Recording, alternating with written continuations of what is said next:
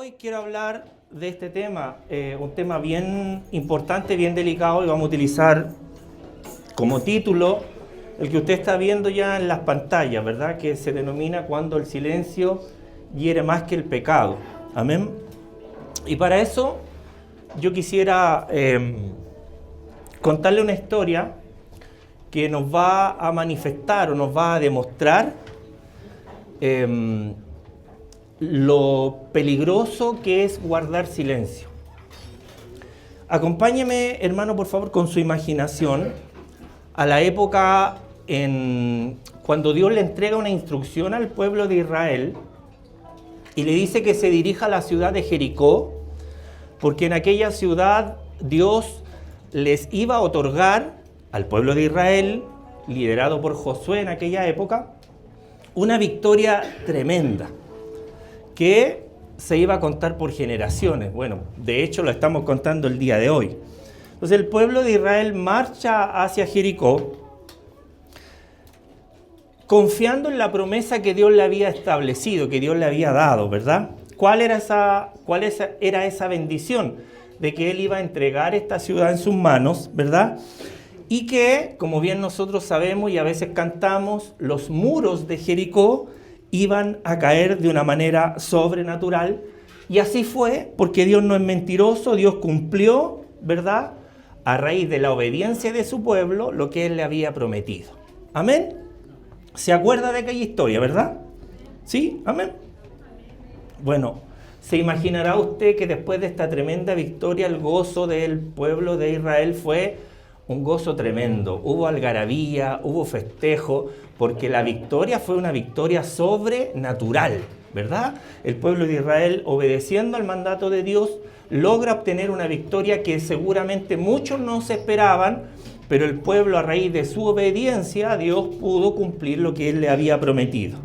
Bueno, hasta ahí todo bien, ¿verdad? Se entiende lo importante de la obediencia hacia Dios.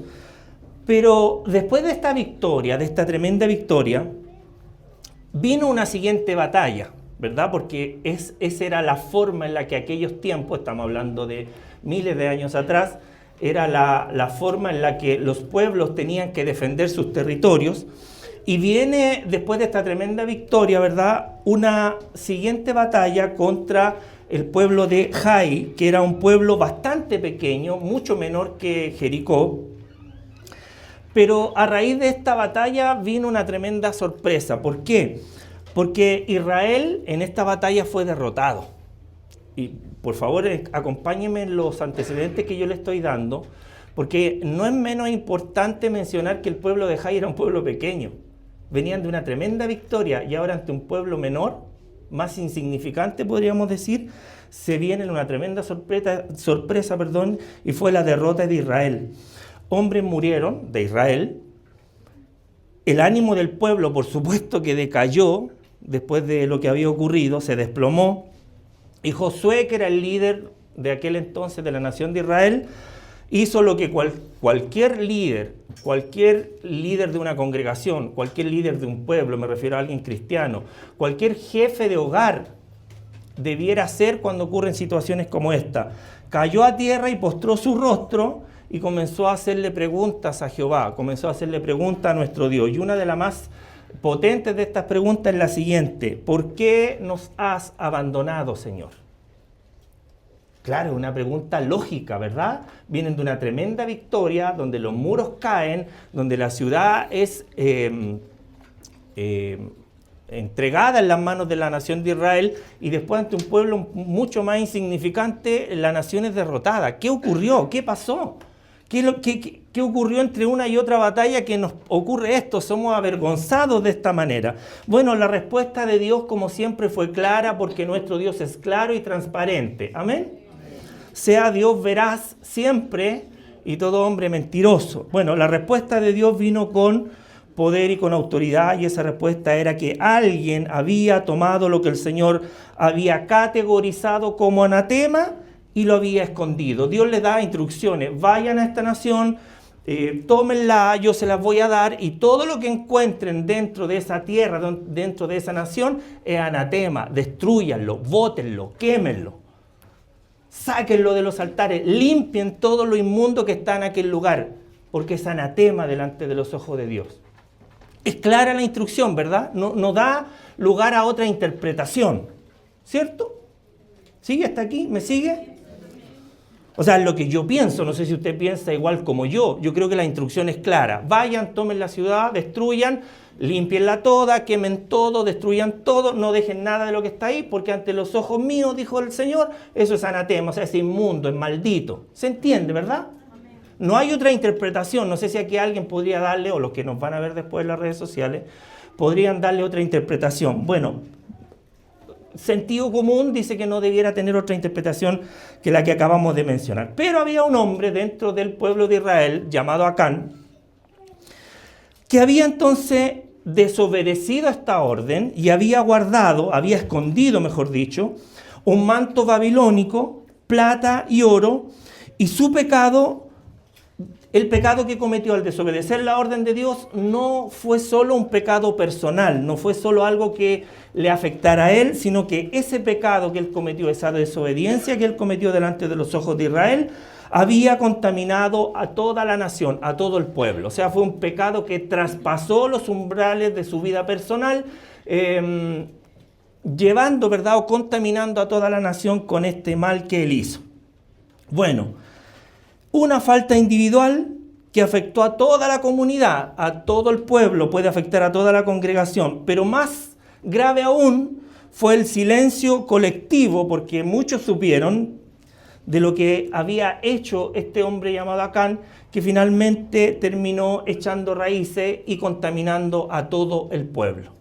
Amén. O sea, hubo personas que supieron lo que estaba aconteciendo y muchos guardaron silencio a raíz de este grave pecado delante de los ojos del Señor. Y esta lección que está en el Antiguo Testamento de la Biblia, una vez más se vuelve a repetir después de Cristo, siglos después, en una ciudad muy conocida para nosotros, que es la ciudad o es la iglesia de Corinto.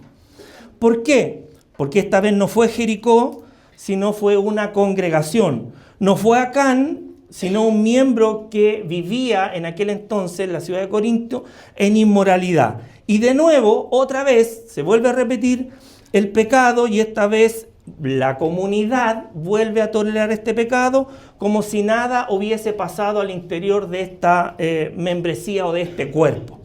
Con esta situación en mente, en lo que nosotros acabamos de mencionar, nosotros vamos a leer entonces el texto que nos va a servir para avanzar en el mensaje del día de hoy, que nos va a servir como guía para lo que vamos a hablar, que tiene relación con que el silencio a veces es más peligroso, es más contaminante, es más complejo que el mismo pecado. Vamos a 1 Corintios, capítulo número 5,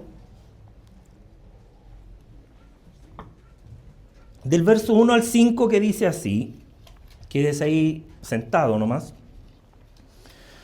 Porque Pablo dice, de cierto se oye que hay entre vosotros fornicación, y tal fornicación, dice Pablo, cual ni aún se nombra entre los gentiles. Por favor, vamos tomando o vamos meditando lo que vamos escuchando. Tanto que alguno, dice Pablo, tiene la mujer de su padre. O sea, bastante complejo el problema. Y vosotros, le dice a la comunidad, a la iglesia, y vosotros estáis envanecidos, o sea, están llenos de vanagloria. Y la pregunta es, ¿no debierais más bien haberos lamentado para que fuese quitado de en medio de vosotros el que cometió tal acción? Sigue diciendo Pablo, ciertamente yo, como ausente en cuerpo, pero presente en espíritu, ya como presente he juzgado al que tal cosa ha hecho. O sea, ya había emitido su dictamen. En el nombre de nuestro Señor Jesucristo, reunidos vosotros y mi espíritu, o sea, júntense, con el poder de nuestro Señor Jesucristo, el tal, refiriéndose al que estaba cometiendo el pecado que mencionamos al principio, sea entregado a Satanás para destrucción de la carne, a fin de que el espíritu, dice Pablo, sea salvo en el día del Señor Jesús. ¿Ok? O sea, clarísimo. Déjeme contarle antes de pasar de lleno a lo que Dios nos quiere hablar, Déjeme hablarle un poco acerca de Corinto, cuáles eran las características que tenía esta iglesia, porque esta era una iglesia que podríamos decir de alguna manera estaba en el cruce, estaba en el centro de dos mundos muy diversos. Porque Corinto era una ciudad sumamente estratégica, lo hemos escuchado en otros mensajes. Era una ciudad donde existía un puerto, y cuando hablamos de puerto hablamos de comercio, ¿verdad? Cuando existe esta modalidad de comercio, ¿verdad? Significa que es una ciudad tremendamente cosmopolita, donde se mueven muchas clases sociales, se mueven muchos países, diversidad de personas por aquella ciudad. Entonces esta ciudad se convierte en un puerto estratégico comercial. Era además un centro cultural, una mezcla de religiones entre uno y otros bandos, filosofías y diferentes clases de comercio. O sea, podríamos decir una ciudad que tenía todas las características que una buena ciudad podría tener, además de todos los recursos económicos que se generan a raíz de esta clase de comercio. Bueno, era un lugar lleno de oportunidades, o sea, donde todos podían hacer o tener lo que bien les pareciera. Era un lugar, ¿verdad?, también saturado de tentaciones. Amén. Allí nació, en ese polo económico, nace una iglesia, una pequeña iglesia, pero una iglesia que es bastante viva, una iglesia que es diversa, una iglesia llena de dones, como Pablo lo menciona en muchas partes de su carta, pero también era una iglesia muy vulnerable a los excesos de su entorno. Y lo estamos viendo en el capítulo número 5, ¿verdad? Donde un exceso bastante gravoso se estaba aconteciendo dentro de la ciudad. ¿Amén? Y en este contexto que Pablo nos relata, hace una declaración o un juicio bastante interesante a la luz de lo que hoy día nosotros pudiéramos pensar. Primero hay que reforzar o recalcar que Pablo no estaba físicamente en aquella ciudad de Corinto, porque él se encontraba físicamente en Éfeso durante su tercer viaje misionero, pero recibe en Éfeso, a unos 450 kilómetros de distancia, o sea, podríamos decir entre Santiago y La Serena, Pablo se encontraba y recibe, ¿verdad?, esta notificación de que había un pecado que en la iglesia de Corinto, había un pecado que ni siquiera los gentiles iban a tolerar, pero la iglesia de Jesucristo estaba tolerando. Un hombre, dice la Escritura, estaba viviendo con la mujer de su padre. Y lo más grave no era solo el acto en sí, no era solo el pecado en sí, sino que había algo que era mucho más grave de lo que estaba aconteciendo. ¿Y qué era? Que la indiferencia de la iglesia ante una situación tan compleja como la que se está narrando a través de los labios de Pablo, a través de la escritura de Pablo. O sea, la iglesia estaba tolerando algo que ni siquiera los gentiles toleraban en medio de ellos. Bueno, hasta el día de hoy es complejo hablar de una situación como esta, pero sabemos que si hoy día aconteciera una situación como esta, creo que la mayoría de nosotros nos escandalizaríamos ante comentarios como este. Bueno, la iglesia de Corinto no pasó aquello. O sea, la iglesia guardó silencio, conocía lo que estaba ocurriendo, era una situación que se podía observar desde lejos, pero lamentablemente la iglesia con su silencio fue cómplice y partícipe de una situación tan grave como esta. ¿Amén? Bueno, esperaríamos nosotros que en una iglesia que ocurran acontecimientos como este, a lo menos la iglesia llorare, a lo menos la iglesia se humillare, a lo menos la iglesia lo confrontara, o incluso pudiese, qué sé yo, generar alguna clase de división a raíz de situaciones como esta, pero no. La verdad que la iglesia de cierta manera se enorgulleció de lo que estaba ocurriendo y siguió avanzando en su rutina como si nada estuviese pasando al interior de la iglesia. ¿Amén? ¿Sí? ¿Hasta aquí? Amén. Ya.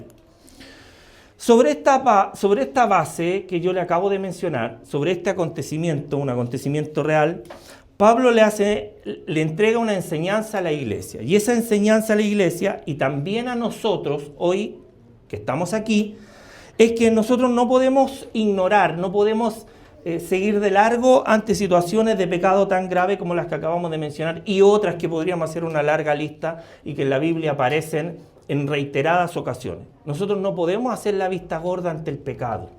¿Amén? ¿Amén? ni en nuestra congregación, ni en nuestros hogares, ni en nuestro entorno, ni en nuestra familia. ¿Está de acuerdo con eso? Amén. Nosotros no podemos ignorar, no podemos pasar por alto cuando en nuestro entorno están aconteciendo situaciones de pecado, porque el mismo Pablo nos está enseñando de que nosotros no podemos envanecernos ante situaciones como esa y debemos hacer algo. ¿Qué es lo que tenemos que hacer? Bueno, lo vamos a ir aprendiendo a lo largo del mensaje, pero la Biblia nos está enseñando que para aquel entonces y también ahora para nosotros no podemos ignorar esta clase de pecado. Entonces la respuesta de Pablo acá en 1 Corintios capítulo 5, la respuesta es evidente y él lo que busca es entregar a la iglesia dos pilares o dos ejes que son de suma importancia, pero que van de la mano, van juntos. No puede ser uno y otro, sino que estos ejes que Pablo les enseña a la iglesia, que son dos, son inseparables. Primero, Pablo lo que nos está enseñando, lo primero, es respecto a la confrontación y la disciplina necesaria. O sea, el pecado se confronta, no se guarda silencio ante el pecado. ¿Amén? El pecado se confronta y se disciplina. Eso es necesario. Ese es el primer eje que Pablo da a la iglesia de Corinto y que nos está dando, por supuesto, hoy también a nosotros. ¿Qué hacemos nosotros con el pecado? En nuestro entorno, en nuestra casa, en la iglesia, en nuestros hogares, con nuestros hijos, en nuestros matrimonios. ¿Qué se hace con el pecado? Número uno, se confronta y se disciplina. ¿Amén? Y el segundo eje o el segundo pilar es el perdón, que van de la mano. Le dije, no se pueden separar, no puede ser uno sin el otro, sino que son inseparables. El segundo es el perdón y el consuelo, que debe seguir, o sea, viene después de que la persona que fue confrontada y disciplinada termina arrepintiéndose. Amén. Van juntos, insisto, no los podemos separar, no podemos ir solo con misericordia, tenemos que ir con confrontación. Amén.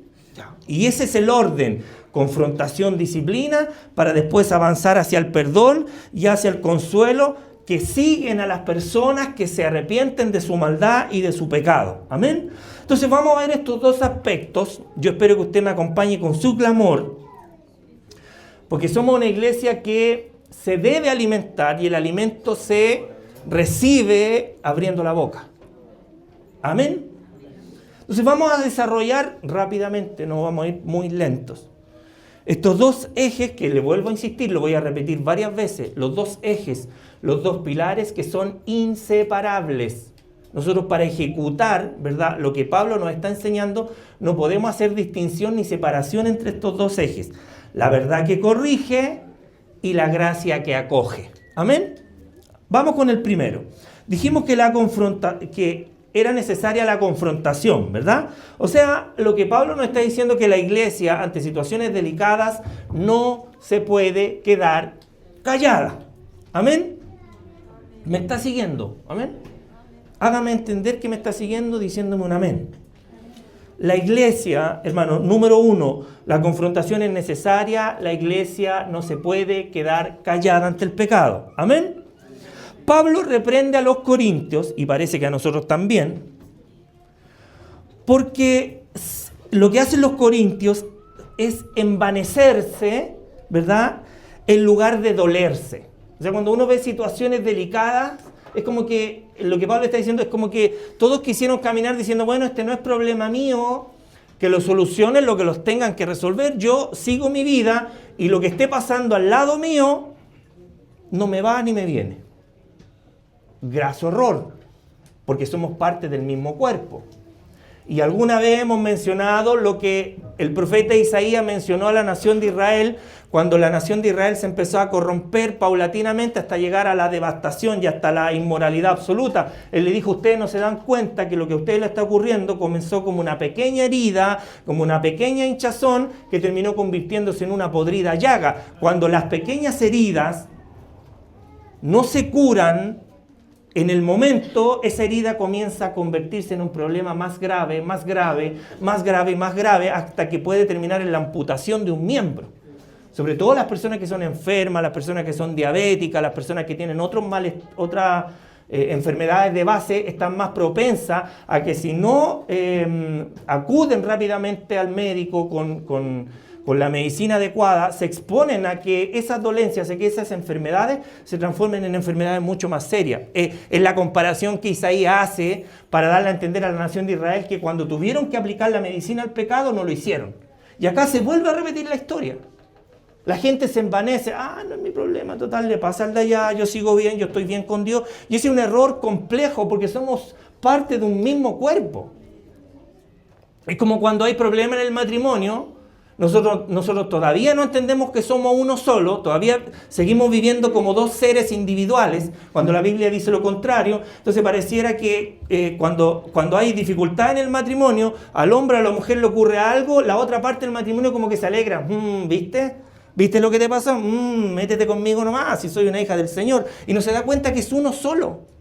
O sea, el 50% de su vida está compleja, está en dificultades, la está pasando mal, y la otra parte como que se goza. Como que se alegra, porque todavía no logra entender que somos uno en Cristo. Y en la iglesia ocurre lo mismo. Cuando hay dificultades dentro de la congregación, cuando hay pecado dentro de la iglesia y nosotros lo ignoramos, no nos estamos dando cuenta que el que se está doliendo, que el que se está afectando es el cuerpo de Cristo donde nosotros somos miembros.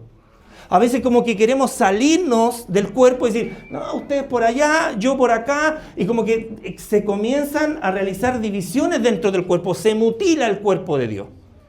Y eso para Dios es gravísimo, por eso es que Pablo lo corrige, y aunque está desde lejos dice, oye, saquen a esa inmoral que está en medio de ustedes, o sea, ¿cómo nadie hace nada?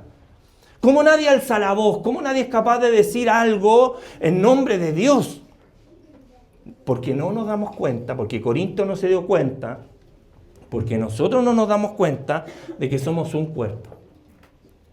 Por eso es que cuando alguien la está pasando mal, se está doliendo, nadie más se duele con él. Cuando alguien la pasa mal, hermano, vamos a estar orando por usted. Hermano, sí, mire, vamos a estar haciendo algo por usted. Pero uno sale de aquí y se olvida, hasta que vuelve a ver al hermano. Es verdad que a usted le pasaba algo. Nadie se duele con el que se duele. Nadie quiere hacer nada ante el pecado, todos guardamos silencio. Y lo que la Biblia nos enseña es algo absolutamente distinto. Y es Pablo aquí el que reprende a los corintios porque se estaban envaneciendo en lugar de dolerse ante esa situación. Lo dice el verso 2. Callar, hermano, no era humildad, si es que eso pensaban ellos. Era complicidad. O sea, se hicieron cómplices de un pecado tan grave como ese. Y así como Israel sufrió mucho por el pecado de Acán, la iglesia de Corinto se contaminaba también al tolerar lo intolerable. Porque hay cosas que no se pueden tolerar. ¿Amén? ¿Sí? Está muy duro esto, ¿no? Si no, yo le bajo los decibeles y comenzamos a hablar inmediatamente de gracia. Pero para hablar de gracia tenemos que salir de la desgracia. Y el pecado es una desgracia, porque la paga del pecado es la muerte. Amén. Entonces, entendamos por favor lo grave que es el pecado cuando se mete en un miembro de nuestro cuerpo. Es como una herida, entiéndalo bien, que debe ser curada. Y aunque duela, debe ser curada. A los que somos más adultos, más maduros, cuando nos hacemos una herida y se nos cura, no duele tanto. A los niños, aunque sea muy pequeña, la herida, por muy pequeña, cuando se va a curar, les duele más. Bueno, cuando se cura el pecado, nosotros vamos a ver qué clase de estatura tenemos en el Evangelio, si somos o no somos maduros. ¿Cuánto duele la corrección de un pecado dentro de la iglesia? ¿Cuánto nos quejamos? Entonces nosotros tenemos que ser suficientemente claros para entender esto, porque Jesús ya había dado una instrucción clara sobre cómo se debía confrontar el pecado. Ya lo había dicho Jesús. Años antes, décadas antes, Jesús ya había hablado de esto. Bueno, ya le había ocurrido a la nación de Israel. Ya vimos el ejemplo de Acán. Pero Jesús lo vuelve a reforzar en Mateo capítulo 18, verso 15. Cuando dice, por tanto, y esto lo vimos en mensajes anteriores, si tu hermano pecare contra ti, dice, ve y repréndele estando tú y él a solas, o sea, confróntalo. Dile, hermano, ¿qué está pasando? ¿Qué es lo que está ocurriendo? ¿Qué es lo que está aconteciendo que estamos llegando a situaciones como esta? Si tu hermano peca contra ti, anda y repréndele, tú y él a solas. Obviamente con el Señor en medio. Y si te oye, dijo Jesucristo, te has ganado a ¿Te has ganado a tu hermano? No está hablando de los gentiles, está hablando de la misma familia. Estamos hablando en el espíritu, estoy hablando con gente espiritual. Amén, se entiende, ¿verdad? Estamos hablando de un hermano. Entonces debemos tener la precaución de corregir el pecado como Cristo lo enseñó y como Pablo lo refuerza. La confrontación, hermano, aunque usted no lo crea, es un acto de amor. ¿Amén? Ya. Es un acto de amor y no es un acto de odio. Ahora, si usted la va a aplicar con odio, otro problema más, porque el otro lo va a corregir y usted se va a salir perjudicado. No, la confrontación tiene que ir acompañada de amor. Es el intento, entiéndame, cuando vamos a confrontar el pecado, cuando vamos a confrontar a alguien, vamos por el intento de rescatar a un hermano, no de terminar matándolo. Vamos a rescatar al hermano antes de que sea demasiado tarde. ¿Amén? Pero si el pecado es público, que es peor aún, es más grave, y la comunidad, hermano, no puede quedarse de brazos cruzados. ¿Amén, comunidad? O sea, cuando hay un pecado, vuelvo a decir, iglesia, no nos podemos quedar de brazos cruzados. ¿Amén? Porque eso va a afectar todo el cuerpo. No es algo que yo pueda decir, no me interesa lo que está ocurriendo. No, si nos tiene que interesar. De curiosos, no. Sino que ese pecado puede afectar también mi vida espiritual, porque yo soy parte de ese cuerpo, ¿se entiende? Por eso Pablo dice, quitad, pues, a ese perverso o a esa perversa de entre vosotros. Quítenlo, sáquenlo. Pero tiene un propósito, está hablando de confrontar. ¿Por qué? Porque la disciplina, aunque dolorosa, tiene un propósito. Todas las cosas en el Evangelio tienen un propósito, no son casualidad. Estás pasando por un tiempo de enfermedad, esa enfermedad tiene un propósito. Estás pasando alguna pena, algún dolor interno en el corazón, eso tiene un propósito. Estás pasando por alguna enfermedad física, por alguna división dentro de la iglesia, dentro de tu familia, dentro de tu contexto, en el trabajo, todo tiene un propósito. Todo tiene un propósito, iglesia.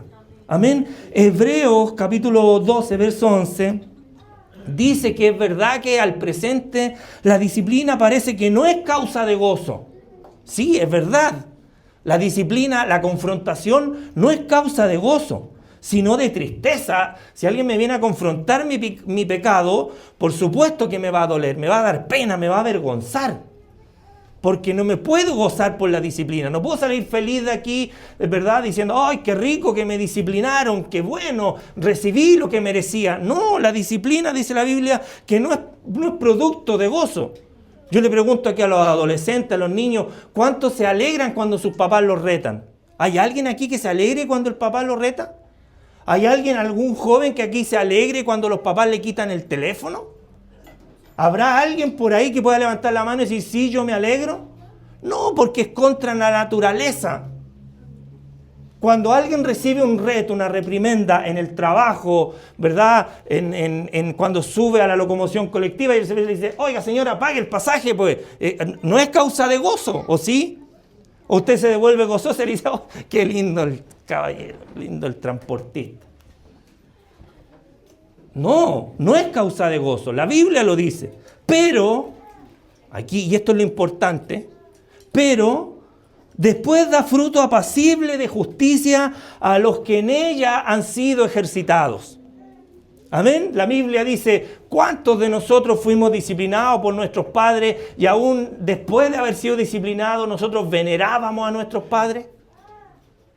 Bueno, acá en la corrección es lo mismo. No se trata de destruir al pecador, sino de cortar el mal de raíz y crear el espacio suficiente para que en esa persona haya un arrepentimiento, pero un arrepentimiento genuino.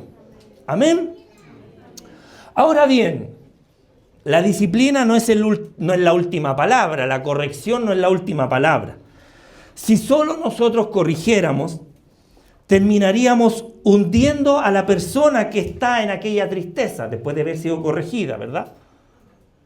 Nosotros terminaríamos hundiendo si dejáramos ahí o hasta ahí este tema de la corrección.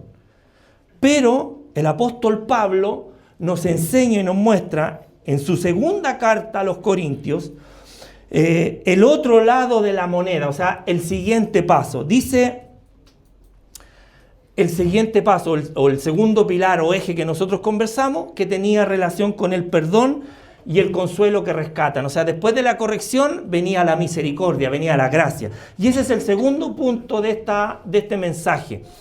El perdón y el consuelo que rescatan. Porque de eso se trata, ¿verdad?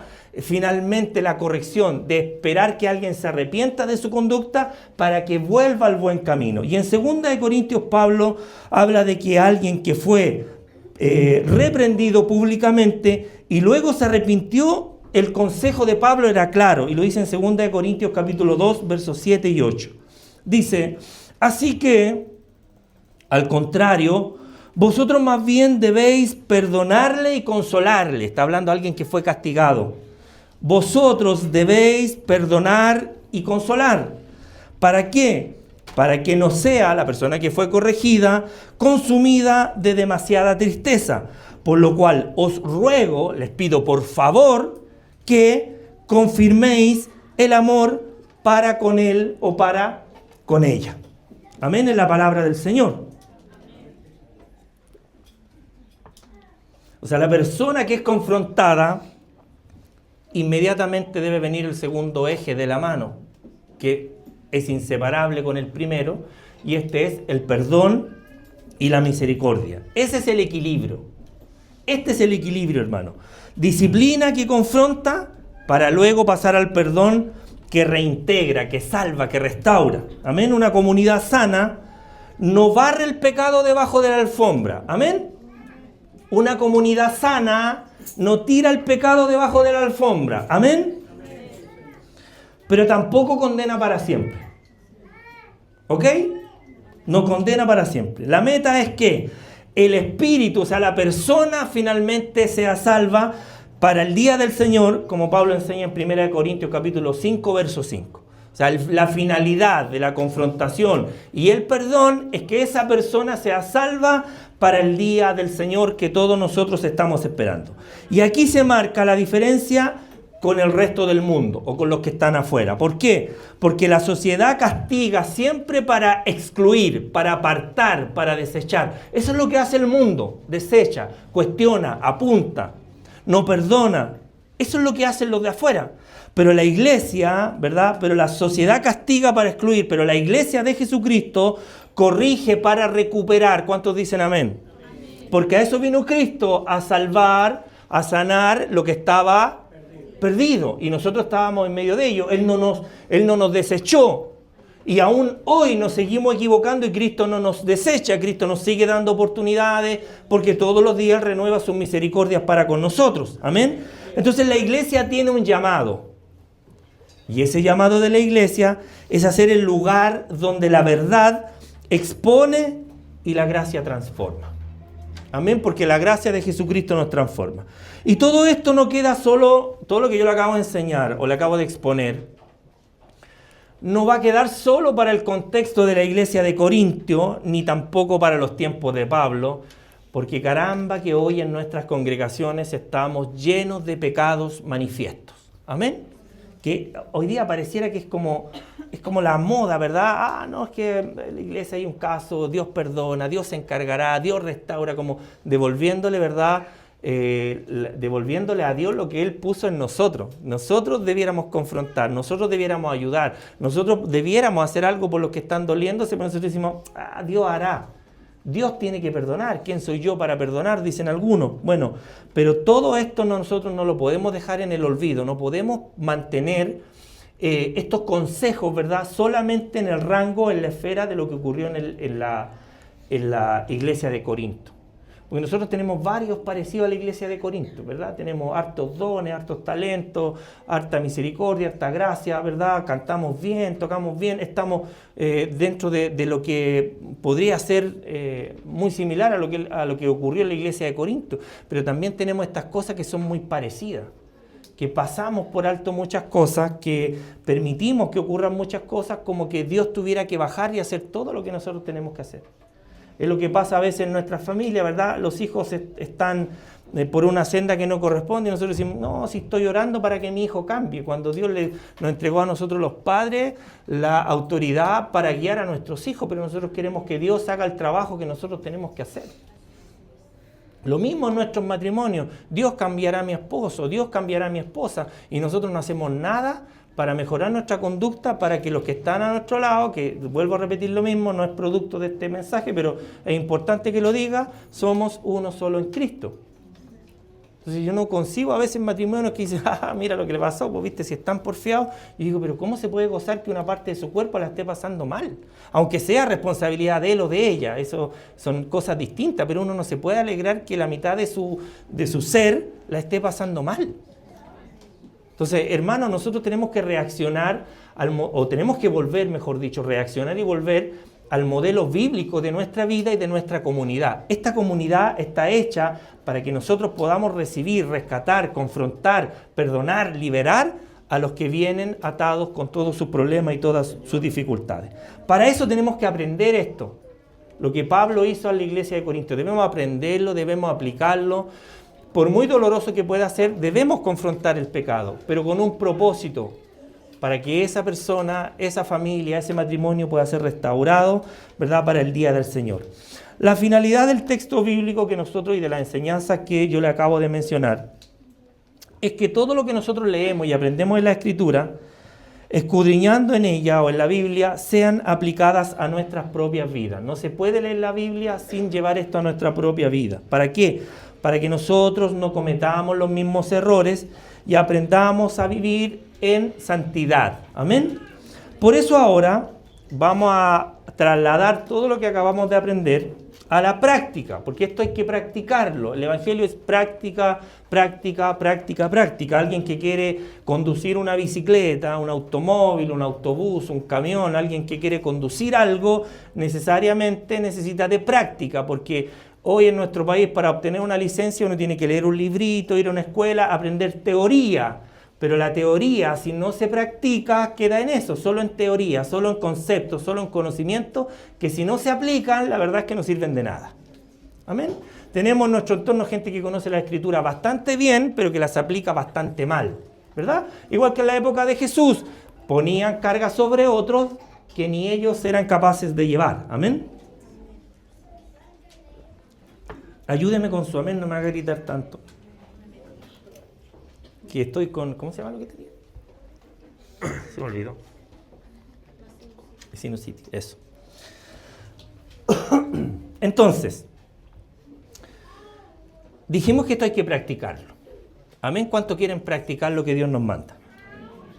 Entonces vamos a ver ahora 5 pasos súper rápido para poder llevar a la práctica estas enseñanzas de Pablo a nuestra vida personal. Amén. Vamos a la aplicación personal que es tan importante. ¿Sí o no, iglesia? Me voy a bajar para allá y voy a ponerle el micrófono a cada uno para que me puedan decir amén. ¿Amén? Amén. No me hagan enojar, los voy a corregir y después voy a terminar con misericordia. No soy Pablo, soy Jorge, tengo muchos menos atributos que él, tengo muchos más defectos que él, pero Dios me ha entregado autoridad. Bajo para allá y le pongo el micrófono para que usted diga amén. ¿Amén? Amén. Ya. Acompáñeme con su amén porque esto va a la vida personal ahora. ¿Amén? Punto número 1, para aplicar lo que Pablo nos enseñó en nuestra vida personal. Examínate tú primero. ¿Amén? Amén. Examinarse significa mirarse por dentro con honestidad, con verdad. Examínese por dentro poniéndose bajo la luz de Dios y no bajo la autojustificación. ¿Amén? Dice la Escritura en el Salmo 139, versos 23 y 24, dijo el salmista, examíname, oh Dios, y conoce mi corazón, pruébame y conoce mis pensamientos, y ve, o sea, mira a Dios si hay en mí camino de perversidad, y guíame en el camino eterno, o sea, en el camino de la verdad. O sea, le pide al Señor, mírame, examíname, y si hay algo malo, Señor, límpialo. Eso es examinarse a uno mismo. Es más, Pablo dice en 2 Corintios 13:5, examinaos a vosotros mismos para ver si están en la fe. Amén, porque tenemos que tener fe, porque sin fe es imposible agradar a Dios. Entonces Pablo dice, examínense a vosotros mismos a ver si es que están en la fe. ¿Para qué? Para que nos probemos a nosotros mismos. Eso dice 2 Corintios 13:5. Examínese. Examínese bajo la autoridad de la Escritura. Por eso que Pablo le dice a Timoteo, oye Timoteo, mira, de estas dos cosas, ojo Timoteo, cuídate de ti mismo y cuídate de la doctrina, porque haciendo estas cosas te vas a salvar a ti mismo y a los que te oyeren. ¿Se acuerda de esa aseveración, verdad? Cuídate de ti mismo. Ten cuidado de ti mismo. El peligro más grande de nosotros somos nosotros. Amén. Segundo paso para aplicación a la vida personal de esta enseñanza, y tiene que ver que debemos confrontar con amor. ¿A qué me estoy refiriendo? Que esta palabra confrontación pareciera que es algo violento, o sea, ir como diríamos nosotros en Chile, como a pararle los carros a alguien. Pero la palabra, el diccionario dice que confrontar significa ponerse frente a otra persona para examinar, para contrastar o para aclarar alguna situación. Eso es confrontar.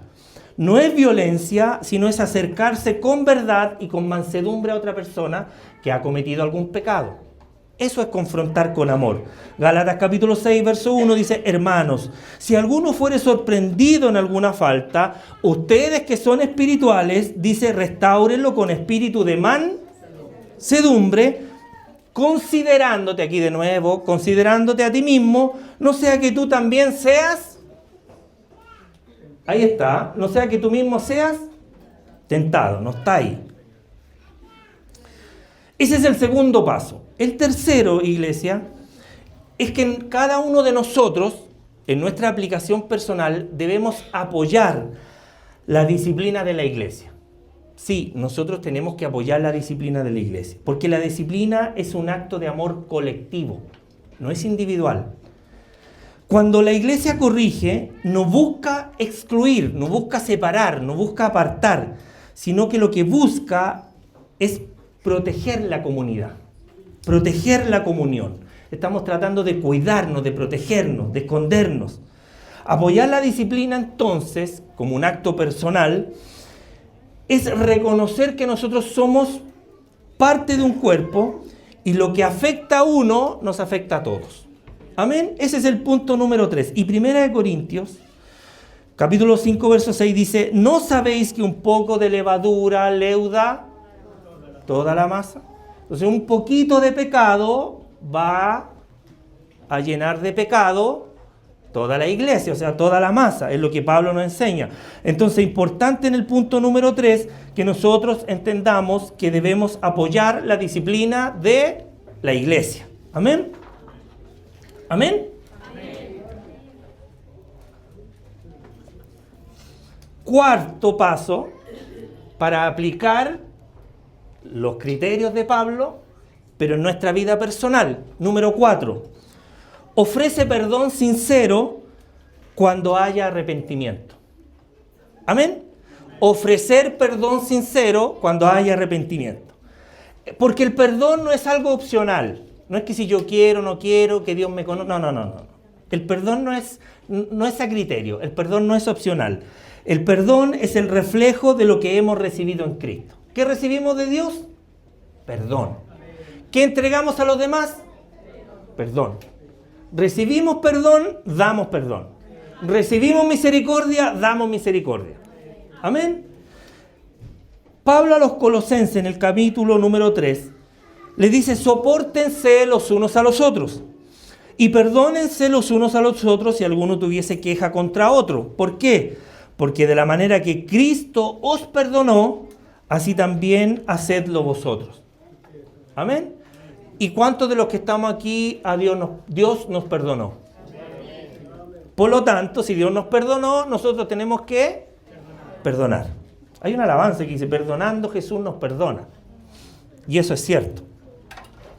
Quinto y final consejo para la aplicación a nuestra vida personal, dice así, vive en comunidad, o sea, vive en la iglesia como testimonio. ¿A qué me refiero con esto?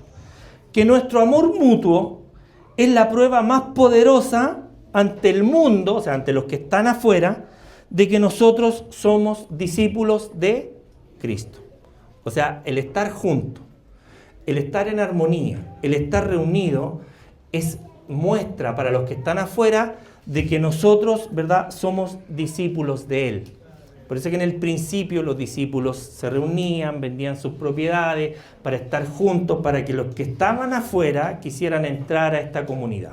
Ahora, yo digo, la Biblia dice, después voy a decir lo que yo quería opinar, en Juan capítulo 13 dice, en esto conocerán todos que ustedes son mis discípulos. ¿Cuántos quieren ser conocidos como discípulos de Cristo? Ya la mitad, el 50%, vamos bien, vamos subiendo. Pero nosotros debiésemos anhelar el ser conocidos como discípulos de Cristo. Y Jesucristo dijo en Juan capítulo 13, en esto van a conocer todos que sois mis discípulos. Es la única forma. ¿De qué manera? Si tuvieren amor los unos con los otros. O sea, queremos ser conocidos como discípulos, tenemos que tener amor los unos con los otros. Amén. Yo quería hacer un paréntesis porque una de las últimas veces que salimos a hacer trabajo social acá afuera, hay algo que fue muy recurrente. Y yo digo, si fue muy recurrente, porque yo en un principio podría haber creído decir, no, esa es la excusa de las personas para no querer venir a la iglesia. Pero después cuando vi que era algo recurrente, dije, pareciera que no es excusa de las personas y algo no va correctamente en nuestro andar. Y es que muchos decían, yo no sabía que en este lugar había una iglesia. ¿Lo escuchó eso? Yo lo escuché reiteradamente cuando estábamos haciendo servicio social afuera. Y no fue de una. A varios de ustedes los escuché decir lo mismo. Es que la gente dice que no sabían que acá había una iglesia. ¿No les llama la atención eso? Que la gente no sepa que acá hay una congregación. Sí, tenemos amplificación, tenemos letrero, tenemos redes sociales, y la gente no sabe que acá hay una iglesia. No sabe que aquí hay discípulos de Cristo. Porque aquí hay discípulos de Cristo, ¿no? Y en esto conocerán todos que sois mis discípulos, en que se amen los unos a los otros. Entonces, si la gente no nos está conociendo como discípulos, seguramente es que no estamos cumpliendo la instrucción que Dios nos dio, de amarnos los unos a los otros. Entonces, algo está fallando en nuestra manera de proceder, que no estamos siendo conocidos por los de afuera. Porque antes la gente nos conocía por la dimensión de la Biblia y el traje que traíamos el día domingo a la iglesia. Así nos conocía la gente antes. Nosotros cuando vivíamos acá hace muchos años, en el sector, pasábamos por las calles y los jóvenes que estaban en drogadicción, ¿verdad?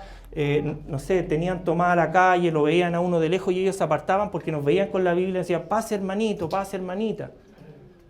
Entonces nos conocían por eso, pero hoy día que no andamos con Biblia, porque tenemos la Biblia en los dispositivos móviles, o que se proyecta acá en la congregación, ¿cómo nos conoce la gente hoy?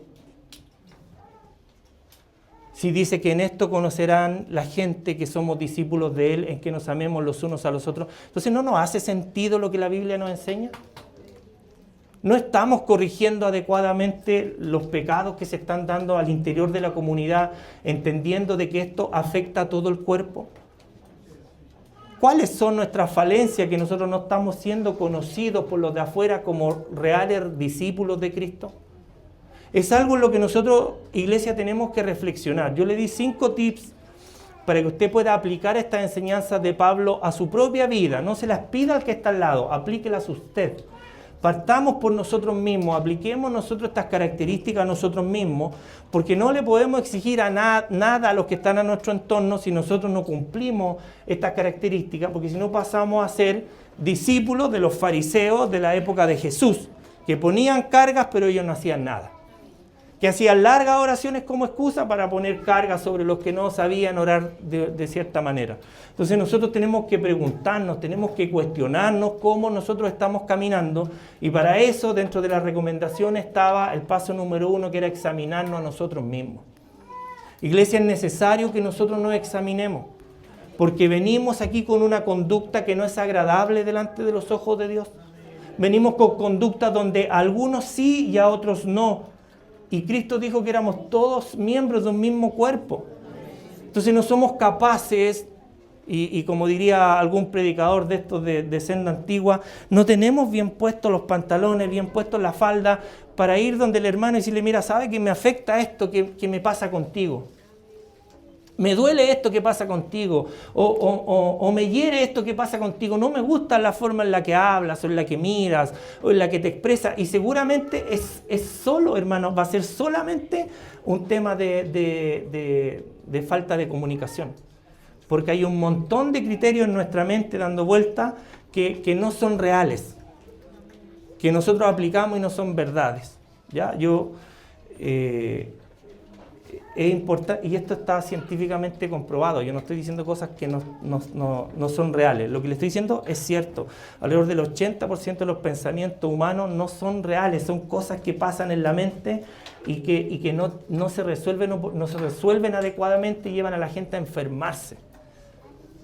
¿Ya? Por eso es que habla tanto la palabra de las raíces de amargura. Cuidado con las raíces de amargura, porque finalmente, ¿qué es lo que terminan haciendo? Más fuerte, dígalo.